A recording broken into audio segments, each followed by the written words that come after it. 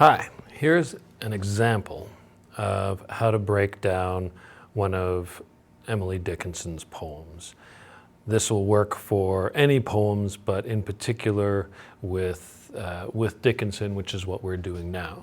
So I've assigned each of you one poem from collection 1. There are 3 collections, and I have taken the very first poem in collection 1 to do as an example for you. Now, I haven't researched what I'm about to do, and you will want to research yours, but this will probably serve as a model for how you can do it. So this is poem 1, which is entitled Success. Not all of her poems have titles, which you will know if you watch the video that I assigned yesterday.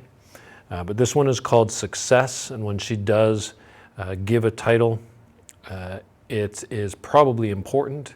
It may be a title given to her, given by her, or it may be a title that was given by one of the editors who published her poetry after her death. But let's take a look at this one. Success is counted sweetest by those who ne'er succeed. To comprehend a nectar requires sorest need. Not one of all the purple host who took the flag today can tell the definition so clear of victory. As he defeated dying, on whose forbidden ear the distant strains of triumph break, agonized and clear. So let's go through this bit by bit and extract an overall sort of, meaning, motto from it.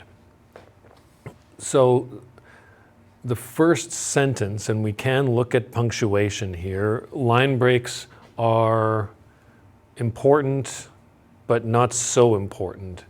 So we're going to look at the first sentence up to the period here. Success is counted sweetest by those who ne'er succeed. So those who don't succeed, ne'er is the poetic contraction for never, and it is not used on account of the age of the poem. It's not that Dickinson didn't know the word never or is contracting it in a particularly archaic way because of her time period. She's contracting it for the purposes of making it fit into the meter of the poem. So those who don't succeed value success most highly. And you can think of an example with money. Money is most important to those who have very little of it. Those who have lots of money fail to understand the sweetness, perhaps, of it. So, to comprehend a nectar requires sorest need. You are likely unfamiliar with perhaps nectar in this context and this use of the word sorest. Sorest means most pressing, most immediate, most dire, most desperate. So those who are thirstiest can best understand the value of a beverage. Nectar was the beverage of the Greek gods.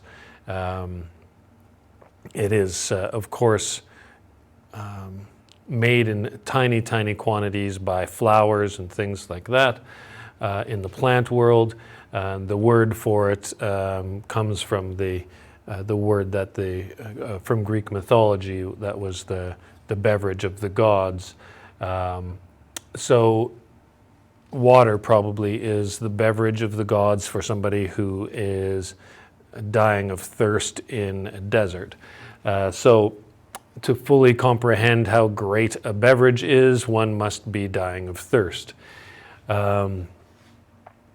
Not one of all the purple host who took the flag today can tell the definition so clear of victory.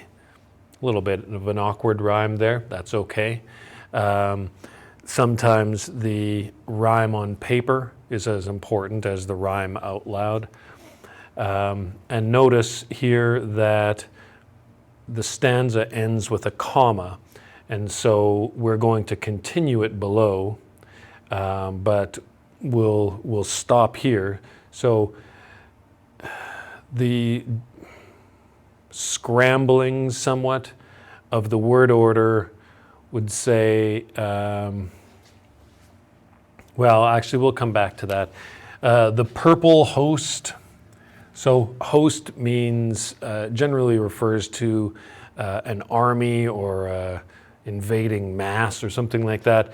Purple is the color of victory. The Roman emperors who had actually a monopoly on the color purple. The only way that you could get purple in the ancient Mediterranean world was from a very rare shellfish, which is now extinct on account of being, I guess, farmed for its purple dye in the ancient world. And so the color purple was reserved for emperors only, basically, and their family. The tradition comes from before the Roman Empire. In the Republican times, a victorious general would be allowed to hold an official capital T triumph, during which he would paint his face purple, and all of his soldiers would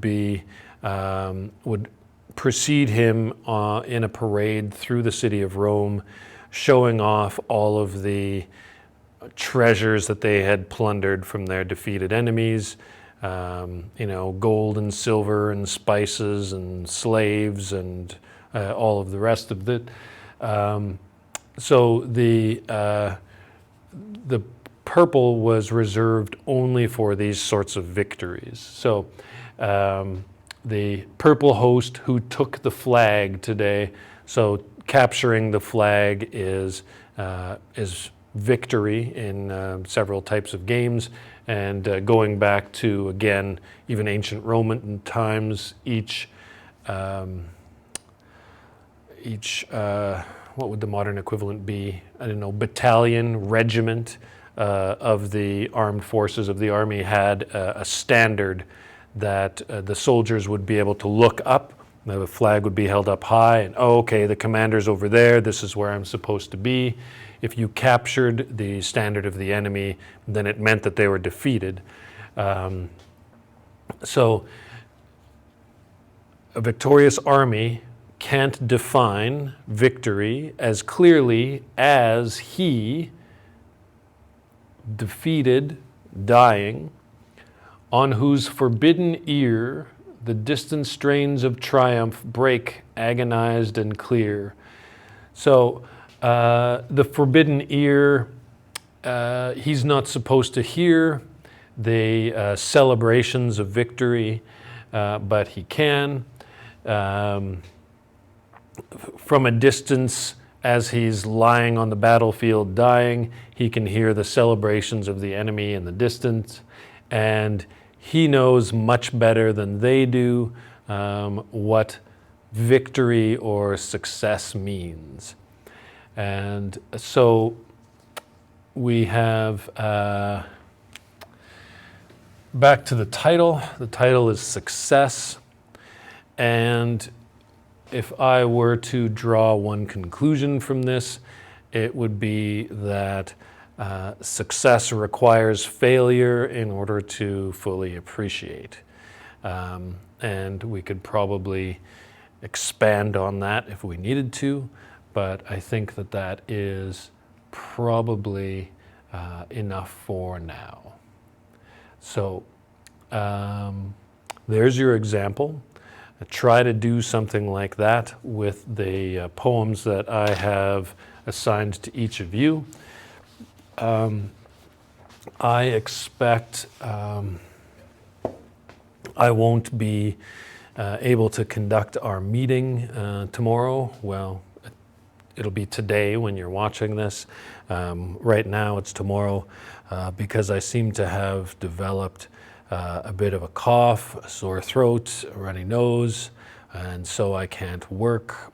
So I will be going home to get a test and isolate myself until I get test results. So hopefully it will be only Friday and I will get negative test results back soon, which will allow me to return to work.